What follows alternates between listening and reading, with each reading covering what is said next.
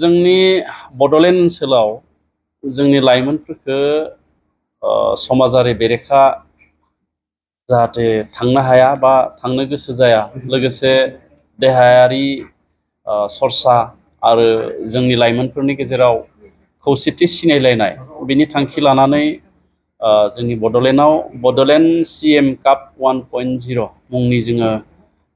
गेदेरथार मोनसे जोलुरनि बादायलायनाय खुंनो नागिरदों। बिटिआरनि मानगोनां गाहाय मावफुं सोद्रोमा मुस्रि प्रमद बर'नि दैदेननायाव जानो गोनां बे जोलुर बादायलायनायनि गेदेरथार मेलायाव दानि बिटिआरआव थानाय मोन 420 PCDC लेभेलनिफ्राय बे बादायलायनाया जागायजेनगोन आरो बे बादायलायनायखौ जोङो PCDC लेभेल, BTC समष्टि, जिल्ला थाखो आरो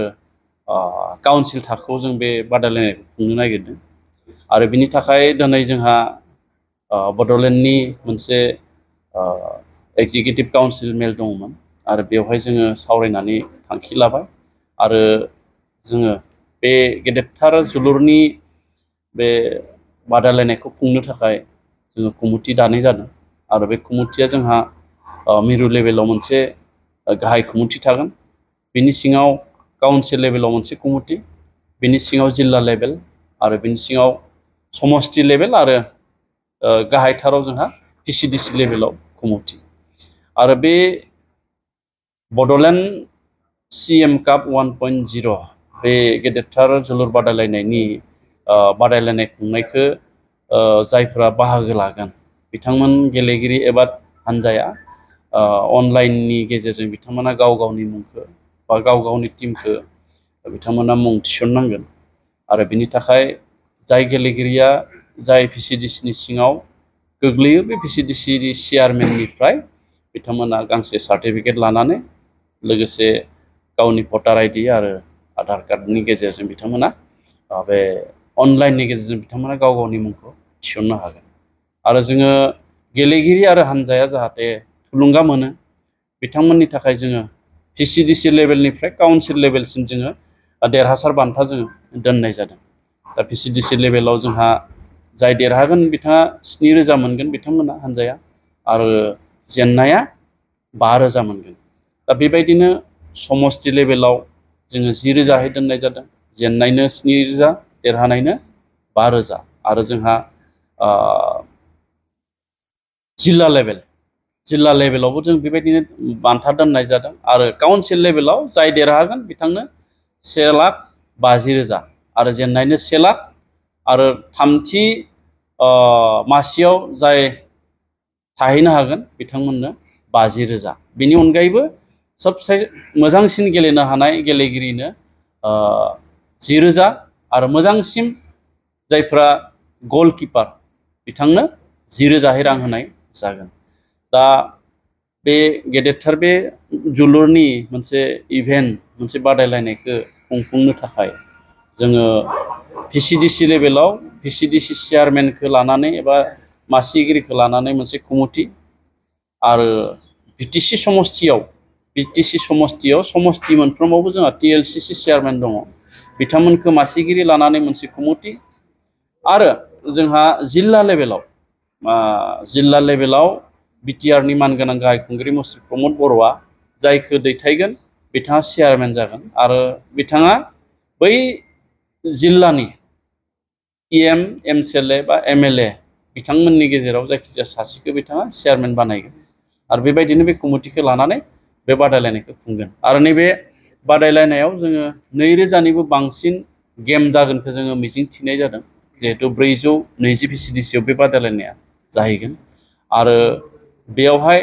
जों मोनसे आउटकाम एबा बिनि फिथाइ हिसाबै जोङो मिजिं थिदों जे जोंनि गेजेराव गामि थाखोनिफ्राय गासिबो थाखोआव जोंनि गेलेनायनि फारसे गाहायै जोलुर गेलेनायनि फारसे मोनसे जांख्रिखांनाय मोनसे एवारनेस बियो फैगोन होननानै जोङो साननाय जादों। दा बेखायनो बे गेदेरथार जोलुरनि बे बादायलायनायखौ जोंनि बिटिआरनि गाहाय मावफुं सोद्रोमा मुस्रि प्रमद बर' बिथाङा सानखांनानै बेखौ बादायलायनो थाखाय थांखि लानाय जादों। आरो जोङो गेलेगिरिफोरखौ आरो आङो फोरमायबावनो नागिरदों जे जायफोर हान्जाया बे गेलेनायाव बा बादायलायनायाव बाहागो लागोन बे हान्जानो जोंनिफ्राय फुटबलबो हरनाय जागोन आरो गेलेनायखौ खुंनो थाखाय जेसेबांखिनि लजिस्टिक सापर्ट एबा जेसेबांखिनि मावख'आरि जोंनिफ्राय मददथि जों हरनाय जागोन रांखान्थिनिफ्राय लानानै माखासे जिखो गेलेनायाव नांगौ जानाय मुवा बेसादफोर बेफोरखौबो जोंनिफ्राय मिरु कमिटिनिफ्राय जोङो गासैखौनोबो दैथायहरनाय जागोन जाहाथे जेबो असुबिदा जाया मात्र कमिटिया बिथांमोना दैदेननोल' नांगौ दा बेखायनो बे हाबाफारिखौ जोङो खोब गाजा गोमजायै आरो मोनसे जाफुंसार हिसाबै जोङो खुंनो थाखाय जोंनि बिटिआरनि आखायाव थानाय गासैबो अफिसियेलखौ जोङो बाहायनो नागिरदों जोंहा लाइमोन एबा गेलेमु अनसाय बिफान बा स्पर्ट्स एन्ड युथ वेलफेयार डिपार्टमेन्टनिफ्राय गासैबो डिपार्टमेन्टनि जों अफिसियेल स्टाफा थागोन लोगोसेयैनो जोंहा मेडिकेल पिएचसि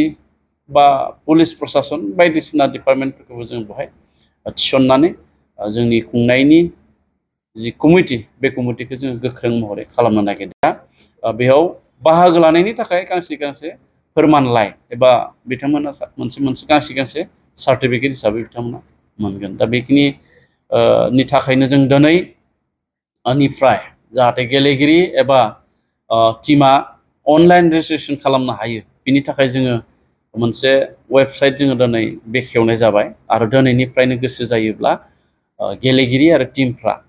बे वेबसाइटआव गाव गावनि मुंखौ थिसननो हागोन जोङो फैबाय थानाय बे जुन दाननिनो जोङो 15 खालारनिफ्राय जोङो गेमखौ स्टार्ट खालामनो नागिरदों जागायनो नागिरदों बेनिफ्राय जोङो गेमखौ जागायनानै माब्लासिम जोबहैयो थेवब्लाबो टेन्टेटिभ जोङो जुलाइनि गेजेराव जोङो फोजोबनायनि मोनसे थांखि लानाय जादों जोंहा वेबसाइटआ स्पर्ट्स एन्ड युथ वेलफेयार एबा syw.bodoland.gov.in बे वेबसाइटआव बिथांमोना क्लिक खालामनानै गाव गावनि मुंखौ बिथांमोना थिसननो हागोन जोंहा गोजोनथाव बाथ्राबाव दुरुन कापआ बे बाराव बड'लेण्डआव थामथि खेबनि थाखाय जोंहा खुंजानो थांगासिनो दङ आरो बे दुरुन कापनि गेजेरजों जोङो बड'लेण्ड हिसाबै बा बड'लेण्डबासि हिसाबै जोंहा गोबां मोनफुंनायखौ जों मोनदों एचिभमेन्टखौ मोनदों बेनि गेजेराव जोंहा एनसिसिआ मोनसे एनसिसिखौ जोङो बड'लेण्डनि नाव जोङो मोनसे इउनिट जोङो लुबैबाय थादोंमोन नाथाय बेखौ जोङो मोनफुंनो हायाखैमोन आरो दुरुन काप खुंनायाव जिहेतु भारतनि रैखाथि मन्थ्रिया फैदोंमोन आरो बिथांनो गोसोखांलाय होनायलाय बिथाङा जोंनो बे एनसिसि 173 आसाम बेटेलियन बेखौ जोंनो क'क्राझाराव होबाय आरो बेखौ जों देग्लाय दुरुन काप खुंनाय समावनो बेखौ जों बेखेवनो थाखायबो जों सावरायनाय जादों बे मोनसे गेदेरथार जोंनि थाखाय जाफुंसारनाय आरो मोनसेया जाबाय high performance rehabilitation and training for sports जोंहा बे मोनसे गेदेरथार बे मोनसे जोंनि मोनफुंनाय बियो आसामाव बियो हयथ' थामथि जरहाट गुवाहाटीनि उनाव बियो बिटिआर क'क्राझाराव बेबो मोनसे जोंनि जाफुंसारनाय आरो बिनि गेजेरजों जोंनि बड'लेण्ड ओनसोला जों बड'लेण्डआव जानाय दुरुन कापखौ जोङो मोनसे थेम होनानै जोङो लादों बेखौ होदोंना सिटि अफ पिस दुरुन कापआ जेराव जादों क'क्राझाराव बेखौ जोङो सिटि अफ पिस दा बे गुबुन गुबुन कान्ट्रियाव मुलुगनि गुबुन गुबुन जायगायाव जिहेतु सनि टिभिया बे दुरुन कापखौ लाइभ खालामो बेयाव गुबुन गुबुन मुलुगनि मानसिफ्राबो बेखौ नुदों आरो दिनै बेजोंनो थोजासे जोङो सिनायथि मोनदों दा जायखिजाया देग्लायनि 134 बे दुरुन कापआव जोंहाथ' गावनि मोनसे टीम थाखागोनानो बड'लेण्ड एफसि आरो बिनि थाखाय जितु प्रिपेरेसन बिनि थाखाय जितु थाग थियारि खालामनाय बे जोंहा कमिटिया जालांबाय आरो दिनै दाख्लै दिल्लीयाव जानाय जोंनि एक्जेक्टिभ काउन्सिलावनो जोङो बेखौ जों बे कमिटिखौबो एप्रुभ खालामबाय आरो जोंनि जि क'क्राझाराव थानाय साइ स्टेडियामाव जिहेतु बेयावनो जों खुङो बेयाव जोंनि जि आगोलाव बानायनाय जितु आइरन गेलारि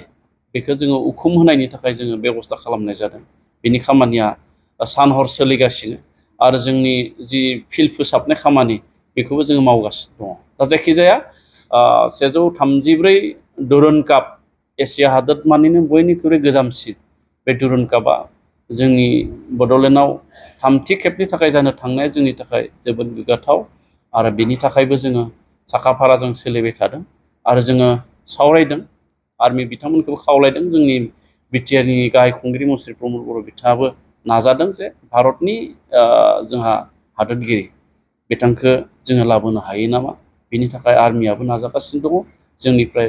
मानगोनां चिफ बिथांनिफ्रायबो लाइजाम जोङो दैथायहरबाय दा जायखिजाया जोङो मिजिं थिदों आरो बिथांमोना फैबावोब्ला जोंनि